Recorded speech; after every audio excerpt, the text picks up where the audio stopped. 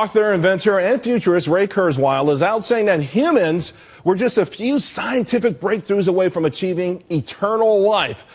But unfortunately, right now, it's just not the case for everybody. Unlike other countries, death rates among middle-aged white Americans have been rising, not falling. Two Princeton economists recently studied the data. They came out with this conclusion, and they've got some common causes for it. They see the increased death rate being driven by an epidemic of suicides and afflictions stemming from substance abuse, and the big killers, heart disease, diabetes, which I think gets back to diet. Jim Frischling is back and also joining me now, Jillian, Melchior, National Review reporter. I got to tell you guys something. I've been going back and forth to Montgomery, Alabama, which... And listen, I'm not a slim guy, I'm not svelte, but we do have something of an obesity epidemic, particularly in certain parts of this country, that I think has economic ramifications, among other things, Jillian. Sure, but if you look at this study in particular, what it's saying is that these are preventable deaths. It's people who are killing themselves either through suicide or killing themselves slowly through alcohol abuse, through addiction.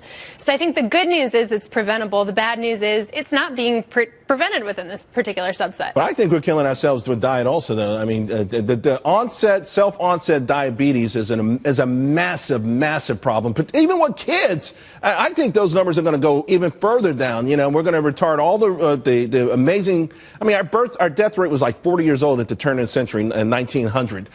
We could be at 100 years old really easy, I think, if we tweaked a few things. Well, mortality rates have extended dramatically over the last few decades. But the point you're raising, I believe, I don't think it's a lifestyle issue. It is in some ways a lifestyle issue. My bigger concern is just the genetically modified foods. And that's a hot topic across this country. But I don't believe... You think GMOs are the reason? No, again, lifestyle, I'm putting as number 2. Okay, but I don't think the average... Can we do some full disclosure? You're a guy who has a steak and a beer every night.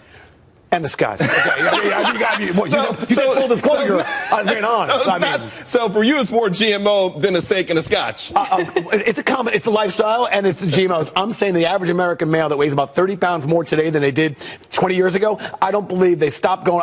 More people go to the gym. More people actually, hitting juice press and getting some beverages, eating some fruit. Fact is, I think a lot of the wheats we're eating, I believe, have been changed and have been modified, and our bodies aren't digesting it. That's my number. There's not a lot of scientific basis for that. Oh, I didn't say it's scientific again and again, basis. there are studies that come back and say that GMOs are not dangerous, and in fact, they're probably saving lives by making more food available in impoverished countries. Hey, look, I'm on this segment because I was the white middle-aged man that they needed, and I was happy to see high school education is a big part of that. But I'm just saying, if we're playing Family Feud, watch out for GMOs. And this is an economic situation. It is. There's absolutely no doubt about it. And I want to ask you guys before we get out of this whole thing about the living forever thing. We talked about it in our production meeting yesterday, and a lot of people said they wouldn't want to live forever. If you can live forever, if we're only a few breakthroughs away, why wouldn't you? Would you want to live forever, Jim?